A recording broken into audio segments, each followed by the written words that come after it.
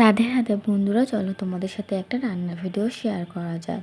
কড়াইতে প্রথমে তেল দিলাম। তেলটা গরম হওয়ার পরে তার মধ্যে পেঁয়াজ কুচোনো, লঙ্কা কুচোনো দিয়ে কিছু নাড়াচাড়া করানোর পরে টমেটো কুচিগুলো দিয়ে দিলাম। দিয়ে আবারও কিছুক্ষণ নাড়াচাড়া করার পরে আদা রসুন বাটা দিয়ে দেওয়ার পরে ওটাও কিছুক্ষণ নাড়াচাড়া করানোর পর তারপর ওর মধ্যে একে একে মশলাগুলো দিয়ে দিলাম। যেমন হচ্ছে তোমার গোটা জিরে, 5 ফোড়ন, হলুদ গুঁড়ো, লঙ্কার গুঁড়ো, জিরে গুঁড়ো দিয়ে ভালো করে নাড়াচাড়া করার পরে এবারে ওর মধ্যে আগে থেকেই ভিজিয়ে রাখা মটর আর আলু, মানে সিদ্ধ করে রাখা আর কি, ওটা দিয়ে কিছুক্ষণ নাড়াচাড়া করে ঢাকা দিয়ে রাখলাম প্রায় 2 মিনিট মতো। 2 মিনিট পর ওটা খুলে তার মধ্যে গরম মশলা নয়তো ম্যাগি মশলা দিয়ে ওটাকেও কিছুক্ষণ নাড়াচাড়া করানোর পরে আবার ঢাকা দিয়ে রাখলাম। ঢাকা দিয়ে তারপর সবাইকে খেতে দাও, দেখবে এটা খুব সুন্দরও হয় আর এটা খুব অল্প সময়ের মধ্যেও হয়ে যায়।